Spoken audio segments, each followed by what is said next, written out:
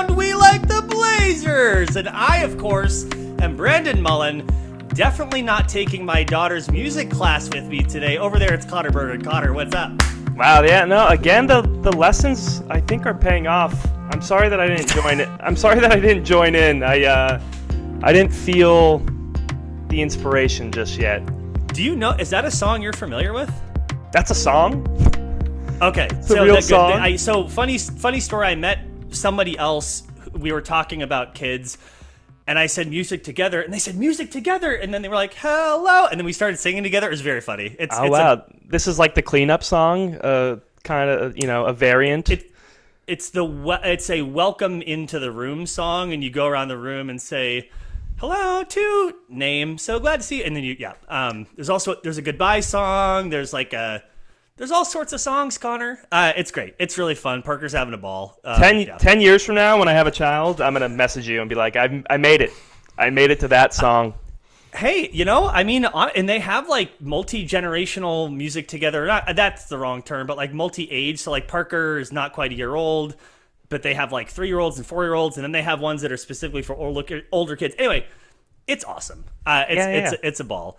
I also want to say that I'm glad my voice, Connor, I lost my voice pretty recently, and it's only recently come back. Connor, we're happy it is back. I'm happy it's back too. Connor, do you want to know part of the reason why I lost my voice? I do, and it also segues into why we have not recorded in a while. So please tell the people. This is a Blazers-focused podcast, by the way. We will get to them. It's a Blazers-focused podcast, although it's not Blazer-focused, which is its own podcast. But with Aaron Fentress and yes, the Oregonian sports podcast. Yeah, and why am I forgetting the other person? Anyway, well, part of the reason, Connor, is that I'm going to admit it, we have a lost episode. We did record it. I did not edit it. So my commitment to you is that this will be up today. 100%. 100% will be up today. One day that lost episode will be found, and it'll be worth money. So much. Yeah, it's like the rare Michael Jordan basketball card that... Exactly. That guy wearing the cards around his neck is so tacky. Anyway, partly we had a lost episode, but Connor, I do want to share, and I promise I'm not going to take up a lot of room a lot with this, but I do want to say it once on the show. Connor, I'm running for city council, and I'm very excited about this. It has been taking up a lot of my brain space. It's exciting. It's fun. It's really interesting. At times stressful. But yeah, I'm excited to put my decade plus of public service to use in a different way. And again, I won't take up too much room, but two quick things. One, if you want to learn more, again, this is for Blazers, but if you want to learn more about my campaign, go to mullen4pdx.com. That's MULLEN, the number 4pdx.com. And the last thing, Connor, I will say, if you live in Portland, a $5 donation goes a very long way. They get matched 10 times. If you live in Portland and it's a donation between $5 and $25, a 10 times match. So go to my website. You can learn more about that there, and super happy to talk about that in a space that's not for the Blazers. But let's talk about the Blazers. Wait, I never made the segue or the connection to my voice. We had a launch party. Actually, this is kind of Blazers related. This is a good soft landing. Connor, our campaign launch party was at Back to the Basket on Hawthorne, which if you have not been there, I know you have, but like if you, the listener, have not been there, it's an incredible basketball and culture store in inner Southeast. It's got jerseys, it's got shirts, they've got shoes, they've got bobbleheads. Connor, did I hear someone say Chandler Fry bobblehead? Channing Frye. You're bumping. Did I say Chandler? Ouch. Chandler. Channing Frye. Sorry. Chandler. One of the Blazers' proudest sons. And I also, quick Portland lore, I am quite certain that there was a Channing Frye bobblehead at the Porque No, also on Hawthorne, years ago, and someone stole it. Connor, they have one other Channing Frye bobblehead at Back to the Basket. It is only $20. Wow. Am I going to purchase this item and drop it off at Porque No? Perhaps not, but I've thought about it. Yeah. Anyway, maybe that is the one. Maybe they just used that would be, dude. It would be. It does kind of smell like tortilla chips, but like seriously, like if that were the one that were stolen from Porque No, I would feel both like guilty and like very excited. That'd just be very funny. Anywho, we had our campaign launch party there. You were there. I appreciate you. And Connor, I was sick, and we did not have amplification for my little speech that I gave, which is my choice. and it just totally blew out my voice, and my voice has been some version of gone for a while. Today it's almost all the way back. So, and that's where I got this really cool poster of I think the 89-90 Blazers team, if I'm guessing. I mean, it's all your classics, your Buck Williamses, your Terry Porters, your Clyde Drexlers. It's the old logo, old jersey, so definitely not 91-92, because I believe that was the first year of the updated logo and jerseys and such. But back to the basket. Patronize their store. They are awesome. Yeah, I want to say two things before we move on. One is back to the basket. Maybe this should be the second part, but whatever. Back to the basket, great. Such a fun store. Go peruse. Even if you're not going to buy anything, just go, like, if you're walking down Hawthorne, it's check. a great perusal. Yeah, it's like a window shopper. It'd be a sick first date store. It would, like, you hit a couple things, and that would, I mean, there's honestly, anyway, yeah. It's basically 100%. like checking out a record shop. It's just so much fun stuff you can find. And then two, congrats on running. That's such a big initiative. It takes time, energy, and I was at the launch party. Brandon gave a great speech, and I'm excited to see where the campaign takes you. I'm excited too. And now let's focus on our dear Blazers. Our dear Blazers, Connor, they are in fact 33-36. They are in fact, I just said this, 6-7 since the All-Star break. Is that what I told you? Yep, 6-7. Thank you, Basketball Reference. Yeah, and it's been a long time since we recorded, so I think All-Star break to today is a nice way to frame it up.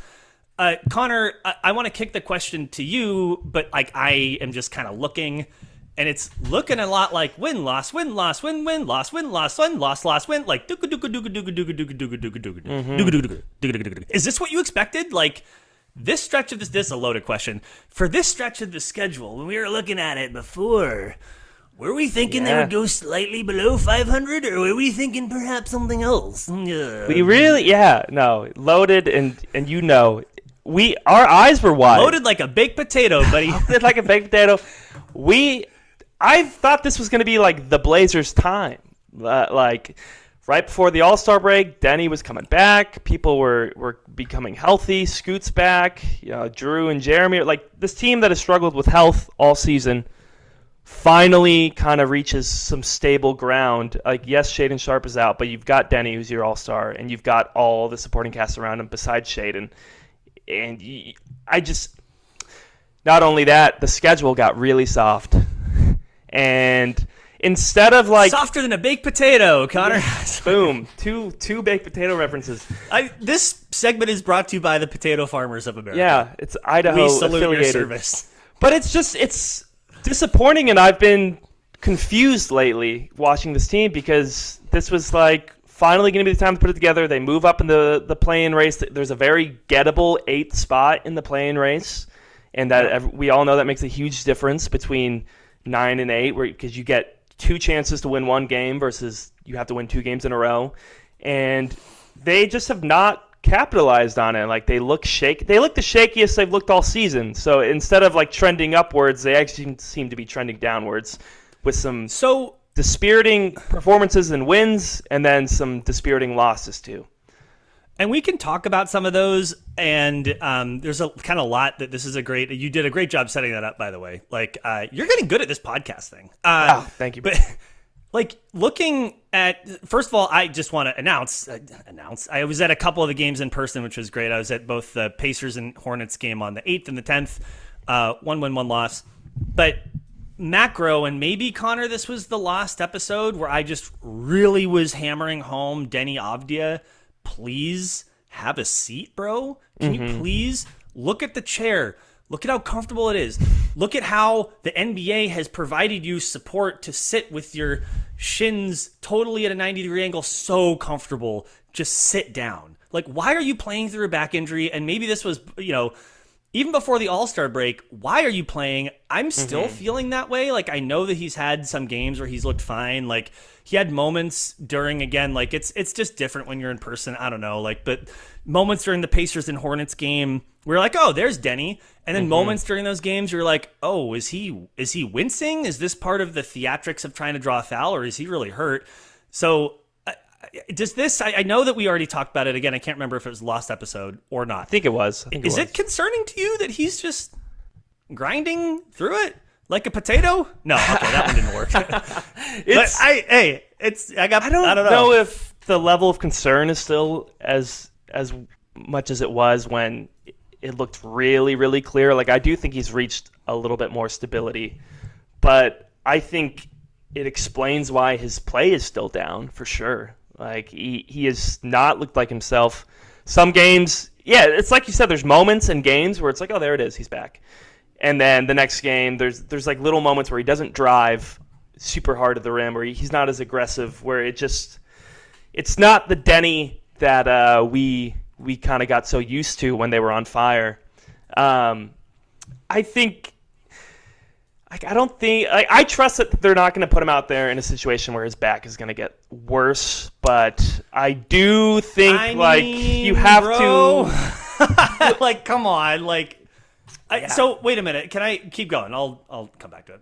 Oh, I just think you do kind of wonder, what are they playing for so hard to risk him out there so much? Like, you're kind of locked into the play-in no matter what. You're not pouncing on this. I think the Blazers really wanted to make this be the surge, and that's why he's playing. Is like they had plans to like show how good they could be at the end of the season and go into the playoffs with momentum. And for a variety of reasons, I think maybe chief among them, Denny's health, they're not there right now. Yep.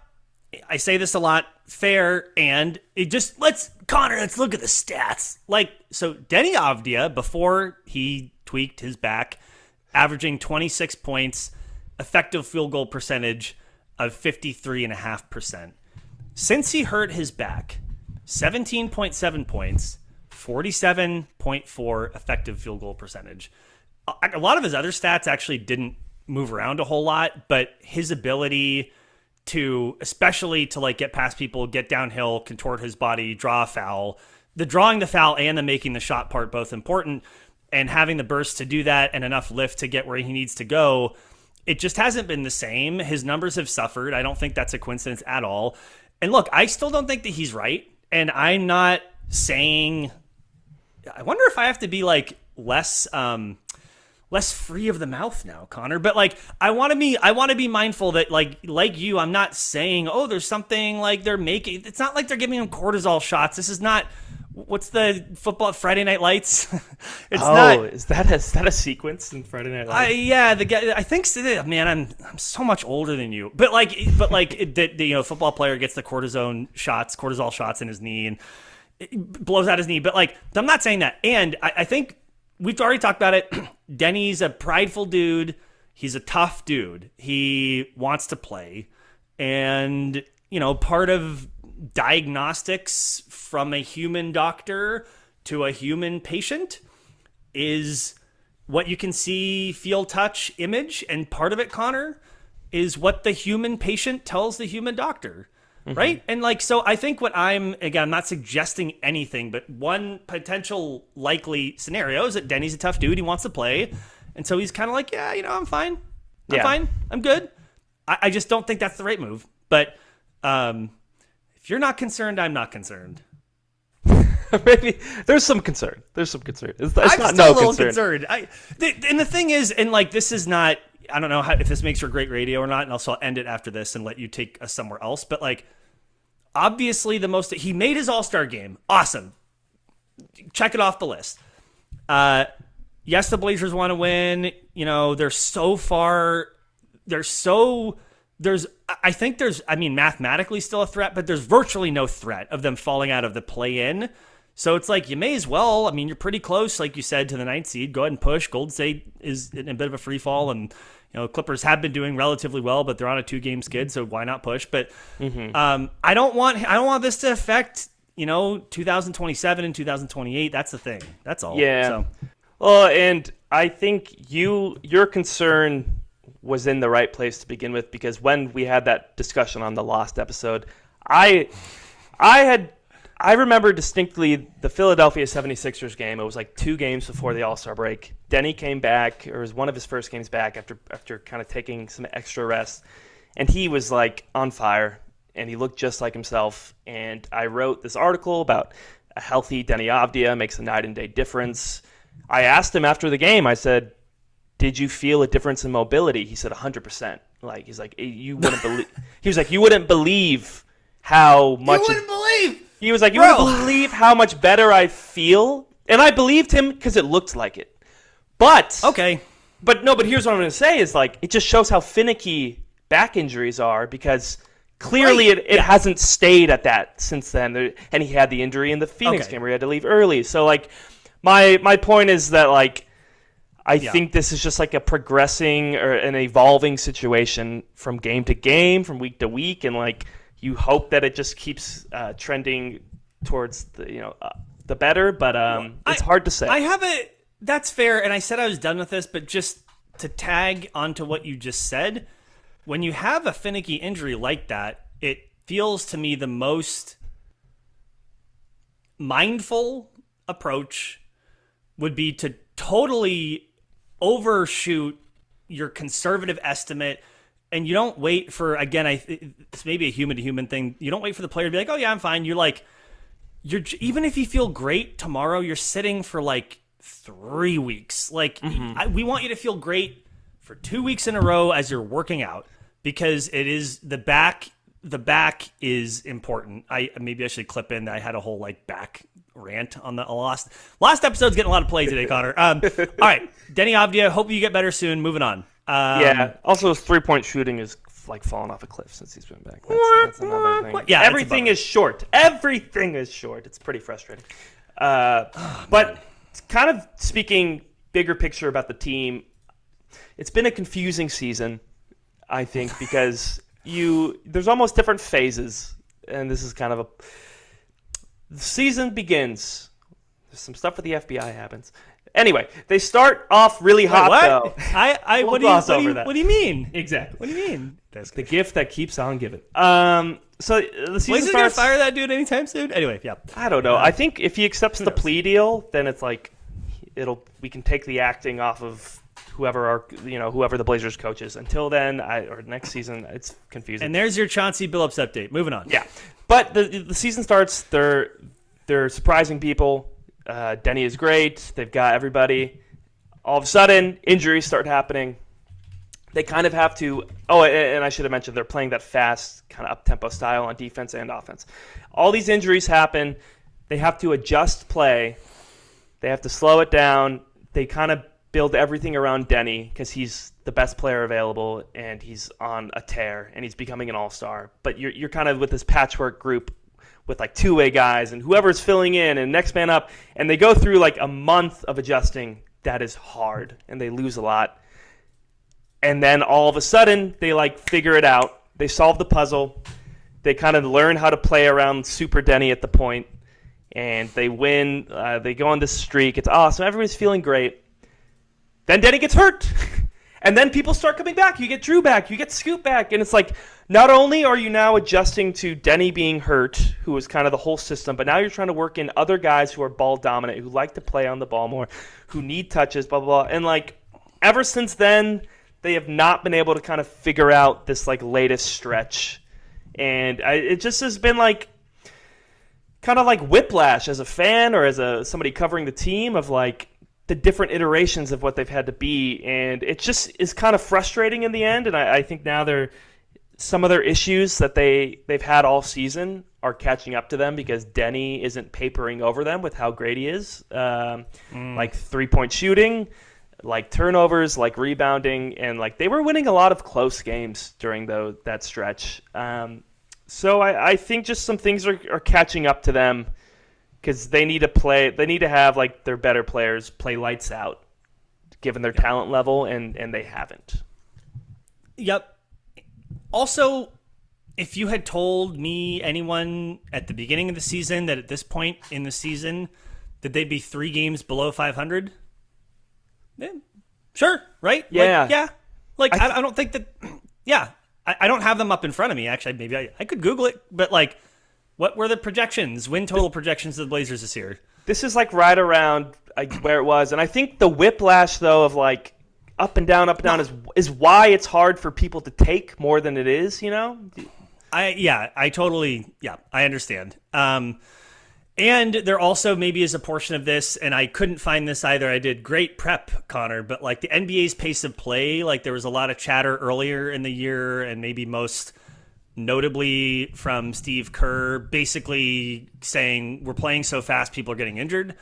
And I don't know if that's like softened at all when I quickly looked at year over year, and it is high, but it's not like aberrationally high this year compared to other years. Like it's obviously compared to the game of 15, 20 years ago, it's much faster. But like I thought at the beginning of the season, the NBA as a whole was like very, very, very fast, but I couldn't find the data to confirm that. And so how much of that is like, oh, like Blazers playing really, really fast. You have a player like Deni Avdija who likes to go downhill.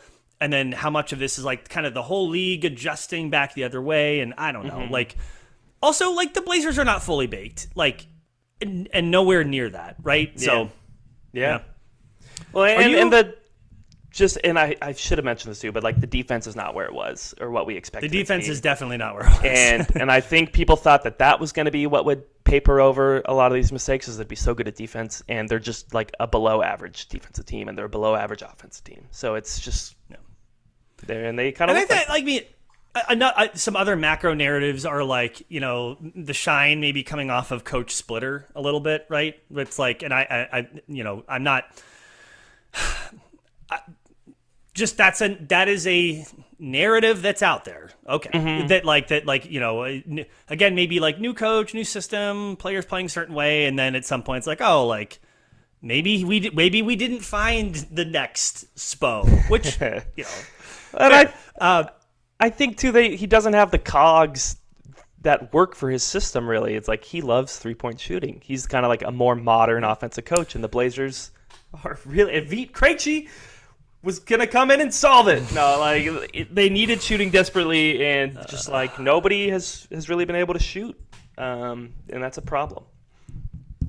Also, speaking of 3-point shooting, I am just. By the way, sorry, quick sidebar, and this is exposed to my ignorance. Why did Vit Krejci not play last game? Was he hurt? He's hurt. Okay, he has a contusion. I need to look what it is again, but yeah, he's hurt. It seems kind of minor. What I was going to say is my understanding is that the Blazers, in attempting low but 26 threes last game, Connor, that they attempted the fewest number of threes that they have attempted all season, which is wild to me, because extrapolating like that's still, I mean, in my whatever like ignorant head, it still seems like kind of a lot of threes. Like, I mean, it seemed like 7 a quarter. Like, I don't know, but so at any rate, okay. So the Blazers, let's okay. Do you want to like orient to the play-in race and kind of talk about like what's happening there and dynamics, or is there something else that you wanted to hit on? I think just the play-in race. Nah, I mean, I think it is what it is. They're right behind Golden State, LA. It's like, well, it is what it is. So Steph Curry, right? Hurt. Is he like low key out for the year? Is the question. And like I'm pulling this from my brain, so it may not be fully accurate, but the injury that he has being one that I think he himself, Steph Curry, described as one that he has not experienced before, and that it's kind of touchy and kind of sounds like, you know, an old person injury. I mean, old, you know, late 30s, mid 30s, but so does that mean that he's shut down for the season, you know, on the low? Who knows? Yeah. Definitely. But the Blazers. Just definitely hampered during this stretch run when the Blazers are trying to catch them. So it's a great help to the Blazers' chances. The Blazers are behind one game in the loss column and find themselves a half game behind the Warriors. And I think you mentioned before, a game and a half behind the Clippers, who at times this year have looked a lot better than I expected. And Kawhi Leonard at times looking a lot better than I expected. So what's the best? So, okay, what's the best outcome here? And truly should have prepared my thoughts for this, because this may come out the wrong way. But so the Blazers owe their first round draft pick to Chicago if that pick is not in the lottery. So that is kind of, that draft capital is sort of hanging over their head. I'm curious, in your view, would it be better right, for the Blazers to make a spirited push into the first round and finally release that obligation. And maybe they missed the pick this year, which is a bummer, but they I don't have it in front of me, but they have a little bit of extra draft capital in the war chest. But then they have some certainty moving forward. Or would it be better for the Blazers again? Like, unfortunately, they can't. Tanking is sort of out of the question, Connor. I mean, they're like 9 games ahead of the Grizzlies. Like, it's wild. They're in the play-in. The play-in is locked. This is actually just an interesting race. I can't remember having it be this buttoned up this early. Like, just the delineation is specifically between the play-in and not. And that line is in some ways arbitrary and in some ways completely not arbitrary, right? But like, and it's been like that for like months. Like, it just seems like the Blazers have been locked into 10th for like as long as I can remember. The power rankings every week is like they're 20 or 19 because all the teams this is great news for people who like basketball, who actually want to see the game of basketball being played. Oh, I remember we didn't talk about the Moda Center, but question for you. Better for the Blazers to make a spirited push into the playoffs and give their pick to Chicago and finally be released of that obligation, or is it better for the Blazers to kind of slump out and keep the pick and then they still owe it and all this stuff? Just make the spirited push or attempt it. Like, at this point, you're so far down the road. You've clearly stated your intentions were to really try this season. Like, you're locked into the play-in. You're not going to go tank a play-in game. Like, that would be lame. I mean, you could. I think the Mavericks did that, or they tanked to get out of it a few years ago. But like, and I think that pick turned into Derek. Whatever. Who cares? Doesn't matter what that is. It's just like, you're this far. Go for it. Like, just see what happens. And then if you lose in the play-in, okay, win-win. Then you still get the pick. But let's see what you can do. And hopefully recapture some magic. Totally with you. And you know, on any given night, any given NBA team can beat any other given NBA team, but especially if Steph Curry truly is out, that's helpful. The Clippers are like one weird Kawhi injury away from not being the team that they want to be. And as good as the Suns have been this year, I don't trust the Suns. Like, I could totally see the Blazers, Denny being fully healthy, and kind of everyone is maybe even like Vit Krejci getting slightly more assimilated. Like, that's a thing that we don't even really need to talk about right now. But it's like Sorry, young hungry team. Can you like refine it? Can you recapture what you had? Yeah. Like, it's not out of the question. I don't think it's out of the question. Connor, you know what else is not out of the question? The fact that taxpayers are going to be on the hook for the Moda Center. So, actually, and also related to NBA expansion. Let's do expansion Moda Center out. And the NBA has announced, or you tune my language on this, the NBA has announced that at the next Board of Governors meeting, where they're also going to be voting on the sale of the Portland Trailblazers from the Allen estate to Dundon and Company, they will also be deciding, and they need 23 out of 30 votes to expand, is that right, to Seattle and Las Vegas. Yeah, that is 23 right. teams? It's all right. Look at me. I all from my head. That's amazing. Nice job. Knowing that James Dolan is going to be a no vote, they need 23 out of 20 because he just doesn't go along with anything Adam Silver wants to do ever. Crotchety, yeah. Crotchety Jim, but it sure feels like we're getting a team in Las Vegas and we're getting a team in Seattle, which is pretty cool. Yeah, I'm into it. Those are the great news. Pacific Division rise up. Are they going to Also, gosh, this is such a ripe, maybe next time, a ripe area for conversation. Like, redo the divisions, bring back the true Pacific Division, bring back the Grizzlies. Not just kidding, but like, going to be great to have the I-5 rivalry back in our lives, Connor. And I love the Sonics. Like, it's going to be fun to hate them, but like, low key, they have some of the most unique branding, like unique color scheme, unique branding. The name. What the hell's a supersonic?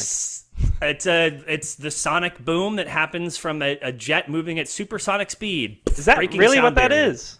Yeah, because the original logo. Why do I know this? The original logo of the Supersonics was like a rocket taking off, like a jet. Oh, cool.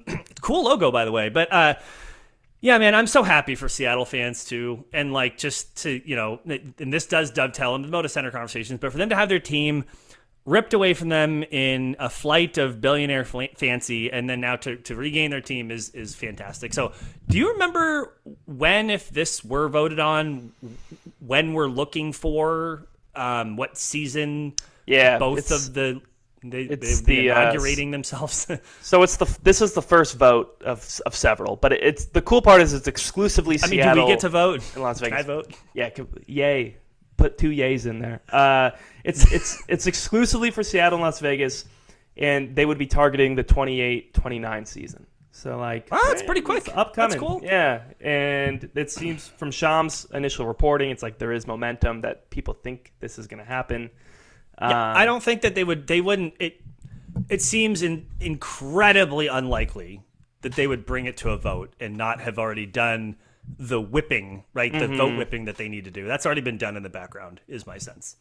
And when the Blazers, they had a preseason game in Seattle last season at Climate Pledge Arena, and it was just like such an event for Sonics fans to go there in their jerseys and their signs. It was like a big protest, and I talked to several fans, and I always felt bad for them and just thought that was just like a raw deal. But speaking with them, I just felt way more connected to their they're hurt to lose their team and their plight, their want to get it back. So I'm just I'm thinking about those people that I interviewed, how much it meant to them. So that's pretty exciting that they should be getting their team back. I would love, man. Cassie's mom and dad separately both live in Seattle, and I would love to I don't know, meet up with some people at a sports bar when there's a game on and just be like, how do you feel about the Sonics? You're probably coming back. I want to feel that energy. Would be winning the draft lottery energy, just cool stuff to be around, that hopeful, positive, I don't know. It's just, that's the good stuff, Connor, the good stuff about sports. But it does make me think about the Moda Center, as I have 2 pens, one being a retractable ballpoint pen, the other one being a Sharpie. Why? Who knows? But the Moda Center. So, long story as short as I can make it, since we last recorded, there was a bill in the Oregon legislature. It passed out of the legislature, which commits some amount of state funding. Back to that in a moment. But this also requires funding from the city of Portland and from Multnomah County. Without all 3 of those pieces, there is almost likely not going to be a new lease. And by the way, a new lease is one of the contingencies to unlock some of this funding. A quick detail on the mechanism of this funding. In the state legislature's bill, I believe it's committing up to, it's $400 plus in state dollars, with the assumption that the rest is going to be made up by the city and the county. And that money in the state bill, that money is coming from deferring taxes that would otherwise go to the general fund, deferring taxes that are generated from economic activity in the Moda Center and, importantly, around the Moda Center, which I meant to look at how they define that, because they're kind of if your business is nearby and you're benefiting from the Moda Center being there, we're also going to be taking your taxes too. And it's how big of a circle you draw in there? Seems like a gray area. Totally, but it's players, coaches, staff. It's Red Panda. It's the toilet seat guy performing at halftime. It's is it me? Who knows? It's you. Actually, me? Yeah. Shoot. Actually, yes. I believe so.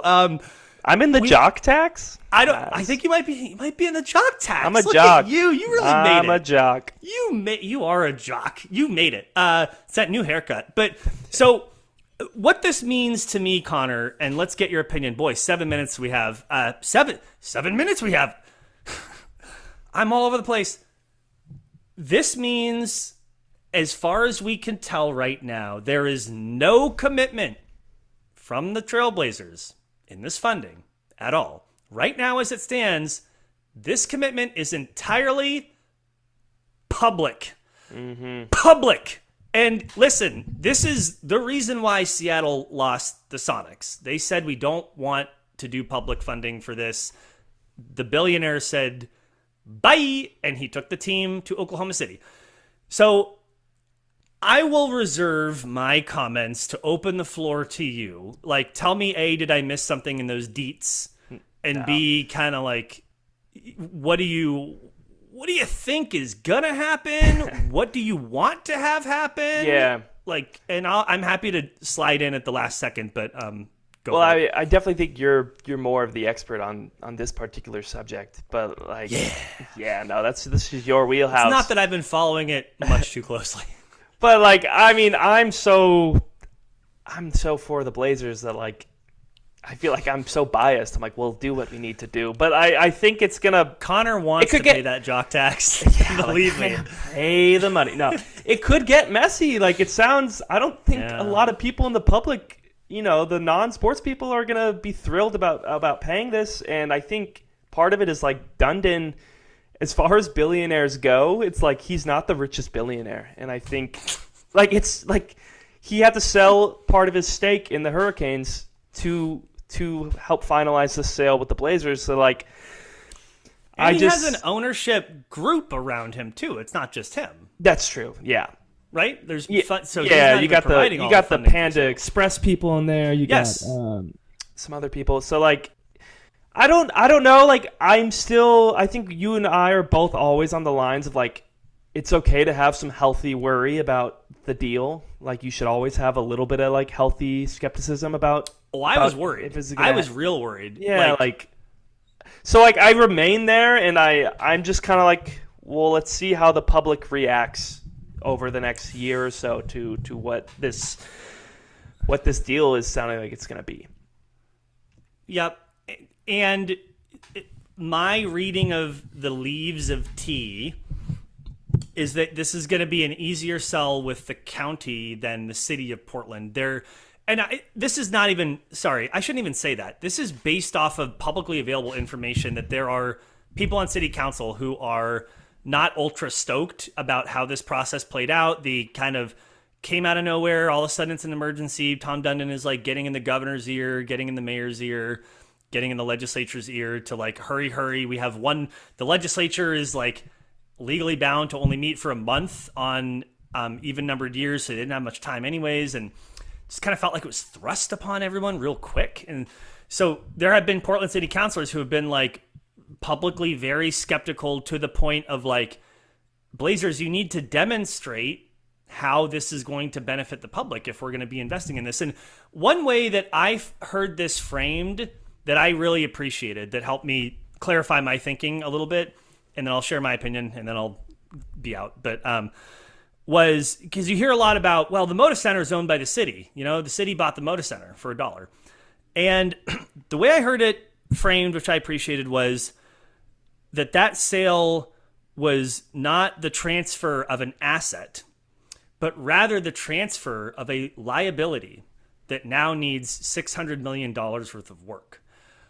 Oh, and when you think about it that way, you're like, wait a minute, like, oh yeah, that's right. So I do appreciate that. I think that helps to kind of reorient the framing to, yeah, it belongs to the city, but that was a liability being transferred in that respect. So, and then the last thing I'll say is, Connor, my opinion is I really, really do not want the team to move. I believe that there is more than just the economic impact of the team being here in Portland. There's a cultural, there's a vibes thing. There's like, for example, Damian Lillard, who we didn't even get to talk about, but winning the 3-point contest, the fact that he talked about Portland, he was wearing Portland on his chest. Damian Lillard of the Portland Trailblazers, that Portland, the city, is getting national positive press. How often has that happened lately? Not very often. No, we're like the kicking. What's the stomping mat or whatever? We're Yeah. everybody's like famous punching bag. We're the punching bag of like yes. the mainstream media or whatever. But I do think there's something to that. And then to the vibes and cultural thing, it would be nice to think about this more deeply and quantify it. But there are so few things, Connor, that bring everyone in the city, region, and state together like the Blazers do. The cross-section of people that you see at Blazers games crosses ideology, crosses race, crosses age, crosses industry of work. And it's 20,000-ish people there all doing the same thing. And when they win, they're hugging and cheering and patting each other on the back and cramming into the max to go home. There is something about that matters. And I don't want to lose that. And also, Connor, and I'll end here, I don't think it's good policy to subsidize billionaires. I do think that the team has an obligation to demonstrate what they are willing to give up to receive an enormous amount of public funding. And I don't know what that is. I am open to there being creative ways of thinking about that, whether it's like the redevelopment and the reinvigoration of Lower Albina and working with Albina Vision Trust on that and affordable housing and actually making a thriving district where people want to go and hang out and stay before and after games. The and entertainment district. Totally. Like that is something you often have heard as a trope and it like never ends up happening. But there does seem to be actual money and momentum towards doing that and giving people a place to come back home to, people who were kicked out of that part of Portland when the Memorial Coliseum and I-5 were built. So that's really exciting, and I'd like to see some combination of that and other things. So I'll stop there. And I hope something gets done. I hope that it's good. I hope that it's good for the people. I think that matters a lot. It sounds like you want just like a little bit of compromise. Just like wouldn't that be great? A bone, like just a bone. Am I way off base? No, that's so much to ask. I don't understand. It's so weird. Sounds fair to me. Yeah, I think it's fair. Anything else before we adjourn this? No. I know you got a heart out. So let's go. Yeah, get out of here.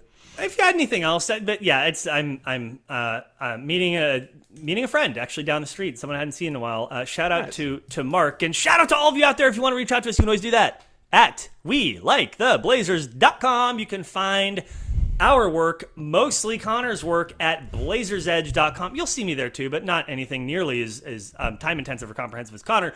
You can also find us on Blue Sky at Brandon Mullen, at C. Bergen or Connor Bergen. Just look up. We're something there. Like just that, look up our names. Look us up. Look us up. We'd love to hang out. At some point, do like a live pod somewhere in town. That'd be cool. I appreciate it. By the way, Blazers Edge Night, huge success. Sent 2,700 kids to a game. That's awesome. And some of the Blazers Edge people got. Yeah, some of the Blazers Edge people got to hang out. That was super cool too. So thank you, especially to Dave Decker, for doing that every year, showing up every time. Dave, you're a legend.